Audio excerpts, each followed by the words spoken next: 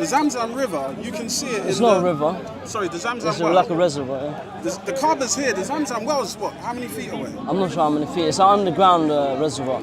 What is it? I don't understand what it's... Okay, one second. So, no, let me explain something. My thinking is this. Let me just explain my thinking. Evidence for Abraham. One second. No. I'll get... No. This is what I'm saying. Yeah. Am I not allowed to ask the question? No, you're. But he said that you can't have double standards. One thing. No, understand. He's got a good point, yeah? No, he's got a tremendous point. Yeah. I'm not disputing. So, yeah, but the only... I'm just saying, if I ask you for the archaeological evidence, you could say to me, well, this is the archaeological evidence we have, and then I can go away with that answer. So, right? But I'm just saying. Yeah. But what are you disputing? If there's a civilization there, because supposedly, who was it that built the Kaaba? So let me get to that, yeah? First of all, let me address, because you asked quite a few questions. First of all, I understand your academic stuff, yeah? But you don't come to a car park and then ask academic, because academic things are written in books. Do you understand? It's never solved. And as an undergraduate, as a historian, you should know you should never go to a street and ask someone to provide you evidence which are academic in the form of a book. Now, if you have doubt, if your first inquiry, no, please don't ignore it. No, listen. He's got a good point. Yeah, I'm telling you at this point I don't. But doesn't mean it doesn't. Yeah, that's what I'm saying. Don't listen to him. No. Do you understand? No. But I just want to say. One second, I haven't finished, Billah. I haven't finished. I beg. Because you asked so many questions. He interjected. It's very, very important because Mecca is the holy city. Okay, that's where the Kaaba was first built. If you have no archaeological evidence from Mecca, no one said that. This is what I'm saying. Now I said I can't find. One second. I know. I'm saying I'm not a historian. There's no archaeological evidence, but you go by the physical and textual evidence. One second. We'll catch up. Outside One second. What textual No. evidence outside the Quran is there? One second. Listen. No. You ask a question and you answer. Listen to him and then you listen to him. No, I wasn't. Just listen. No. You bringing in everyone into the kitchen. You're bringing everyone in. I'm speaking to you. No. Okay, no. So when you ask a question, let's ask one question. Let's try to answer it. Yeah. You can't ask academic questions. You can, but you can't expect. Listen. Listen. You two are both very learned. These are elementary questions. No, they're not. Asking. No, it's not. Okay, what is the archaeological of Abraham? No, it's elementary. What's the archaeological evidence of Abraham or John the Baptist? Go on. Hold on a second. No, it's archaeological evidence. By your standards, very elementary. What's the archaeological of John the Baptist? Hold on. Here's what I'm asking. Or Joshua. How about the kings? How about who wrote Genesis? Now you're asking numerous questions. This is exactly what you're doing. Hamza, do you know what I'd rather do? Let's say for the sake of Hold on a second. Yeah, I'd rather have a one-to-one. That's what we're doing. No, we're not. We're having, it's with an audience, and I think sometimes. Oh, you mean there's thing? unnecessary pressure. Do you see what I mean? Okay. Because my questions are very genuine. You know, as a historian. And what you said is correct. Hey, speak to me. Elementary question. Okay, look. Let me answer some of your questions. You raised them many. Let me ask some of them. No. Hold on a second. Maybe you've got a point in this respect. I'll tell you the point you've got. No, but let me answer one question at least. One question. Yeah? Okay, basically, I was saying Ismail. You have to listen. Don't go round Ismail. He was there. Look, are you listening to me, Nana? Wallah, you came to me and you asked me, please. Yeah, Ismail. He was the son of Abraham. Abraham left him with his mother Hajar in Bakka. That was known as the Valley of Bakka. Water gushed forth. And it said in Sirah Ibn Kathir, you want archaeology, we give you historical evidence, not always archaeological. We have manuscripts, yeah? Ibn Kathir, the historian, Mu'arrikhin, one second, he records, and the people before him, Ibn Ishaq and Ibn Hassan, we have lots of historians. Listen. I'm giving you evidence. No, I'm giving you evidence, yeah? He says that the tribe of Jurham, by following what the Bedouins in the desert do to this day, seeing that the birds are circling in a certain area, they know that water is there. So the tribe of Jurham came to this region where they agreed with Ismail that they would share this water source. To this day, this is still how Bedouins live. They are travelers. They move to area and they set up civilization. And you can't deny this because Makkah is in the middle of a desert. It's not a coastal city. And we have a bustling society and civilization there. How did that arise if that's not how it works? That's not how it works. Do you understand? Don't give it or you don't know. Yeah. Did I not give you historians? Did I not give you historians? Hamza. Outside Like history. History. Do you deny history? Outside of Islamic sources, is there any verification for this? Well, not that I know of now. No. That I have. Yeah, sure. Go. It is.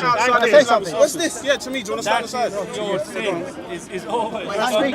Just because there's no archaeological evidence, I agree. Unhistorical.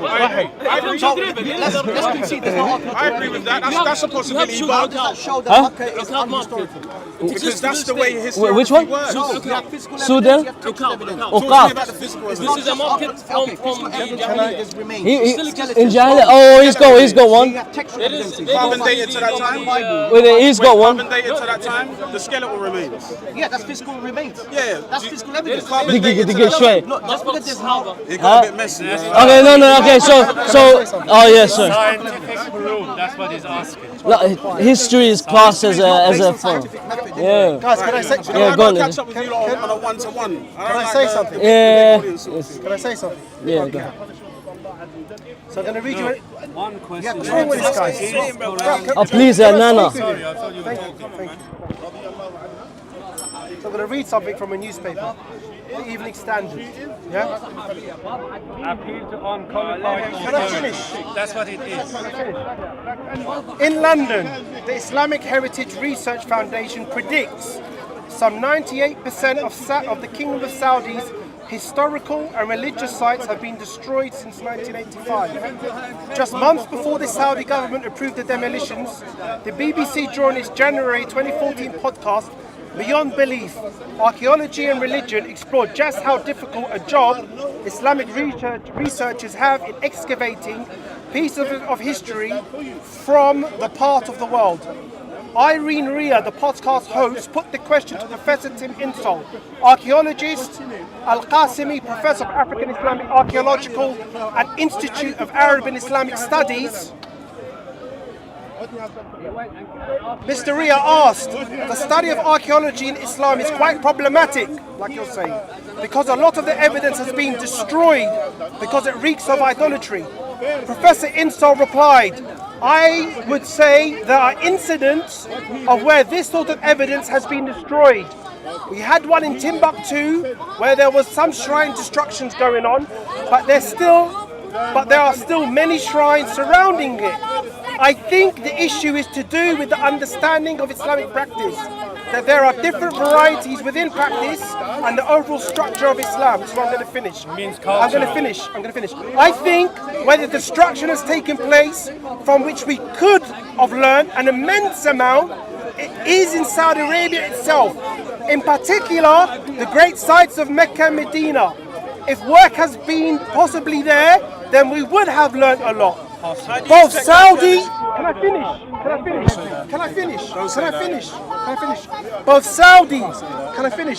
Both Saudi and foreign archaeologists have not been able to work, in particularly those two sites, Mecca and Medina, are more generally in Saudi Arabia until the last 10 years or so. These two sites are so sensitive in some ways. There is, for example, in Mecca, immense rebuilding that is going on that must be destroying the archaeological record. So this is an academic, as you said. He specializes in archaeology in the Islamic world. One second. Let me control this a bit. Nana, you ask a question. Come here for. Sorry, man. I'm going to circle back. I'll be circling back. Nana, don't listen. Nana. As a historian, this approach to only use history as archaeology. One second. Only archaeology. No, let me speak, please. Only archaeology, yeah? I didn't get a chance to respond. Oh, go on, respond.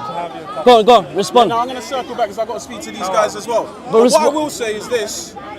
The same sort of like, in academia, and I know, because when I was reading history as an undergraduate, the conversations that were going on about how to substantiate evidence, if you're going to build a whole belief system on the idea of a particular city, but then when you go to that particular city and you conduct any sort of historical research, there's no historical evidence, there's no archaeological No, who said evidence. that? Who said that? Alexander the Great. No, you made a claim. There was no water. No, you made a claim. You made a claim there. You made a claim Now prove that claim that there is no evidence. There have been no sites. Huh? It was just a statement. Huh? Okay, yeah. One second. Like Ghana exists, when was the first mention of Ghana? I wouldn't be able to. That's what I'm saying. It doesn't mean that there is no evidence. I'm saying that I don't have it. One second. Yeah, I know this is exactly what I said, but you reject it. Joseph of Aramea. One second. One second, Nana. Joseph of Arameus. Show me where Arameus is. All right, Do you believe in the burial of Jesus? Be honest. I'll need to. Do you believe in the burial of Jesus? And is this a crux matter of Christianity? Hold on a second. We're changing the topic here. No. I'm showing you the flaw in methodology. No, I Nana. came to ask you I about- know, Nana, but please follow me. Listen, Nana, listen. but please One follow second, me. 1 second. Please follow me. I asked you about archaeological evidence and the first mention of archaeological Mecca, evidence for Mecca, the first mention of Mecca. The first mention of Mecca, historically speaking, is 741 AD. I dispute that. That's it. Yeah, And Mecca then- is in the Bible hold on, as well, and then- in the Old Testament. And then I said archaeological evidence. You said the only archaeological evidence you know of is the Kaaba. And I said, okay, Yeah, I'll leave it there yes, for now. yeah, I but will come what I'm back. saying now, Today, Nana, I will come back. but Nana, what I'm saying is your method is flawed. Nana, So I'm listen, gonna circle back. listen, one second, Please, one second, bro. no, I'm gonna one circle second, one back. second. I'll You do asked me a that. question, I've got to I circle should back. be I allowed you to Joseph of Arameus. Okay, I will present it, okay. Joseph of Arameus, yeah, this is a person from the Sanhedrin who they say condemned Jesus to death. And they say that when Jesus died, this is what the Christians say, Joseph of Arameus, who we don't know his history, he pops into the story and he buries Jesus. However, scholars have said that this Arameus, it makes no sense. We don't know where Aramea is. So who is this figure? He serves no purpose. We don't know nothing before and we don't know anything after. His only purpose for having his name in the Gospels is the burial of Jesus. That's the only thing. And the burial of Jesus is needed to say that Jesus died. And they need to say that Jesus died because that's the crux of the Christians' belief. So using his methodology, his whole religion, it breaks down. So what's good for the geese is good for the gander. If he can say that's Islam, or me rather, it's my inequity, and I don't have a problem with saying I don't know, this is part of man. If someone comes to me and asks me about the archaeology of India or Bangladesh, I don't know. I'm not a historian, I'm not concerned about it. If historians don't contend this issue, I'm not going to contend it. Do you understand? No one contends the sky is blue. You won't hear people arguing about it. People don't argue about things, or people argue about things which are contended. People don't argue about things which are not contended. So I don't have a problem with saying I don't know. Likewise, he would have to show us the judges in the Bible, the kings in the Bible, all of the lands in the Bible, archaeology evidence of cherubims and dragons and all of this in the Bible. He won't be able to do so. So his methodology, it just crumbles and his whole religion takes him down with him.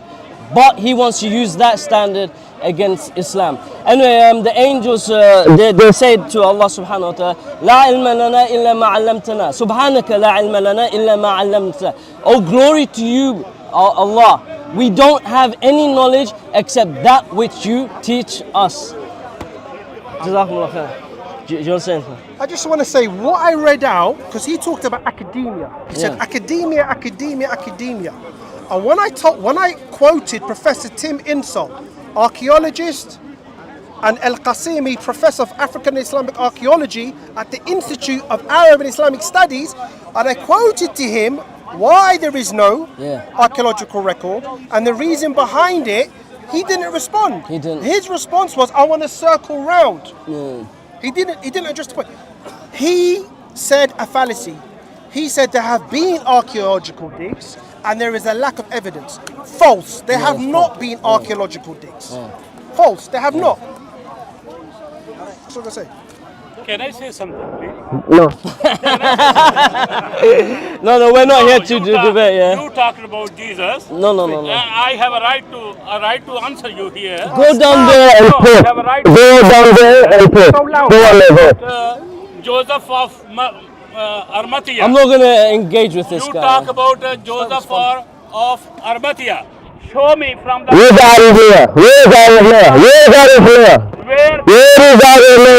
where you are a You Shia. won't get straight answer. Muslim is a Shia.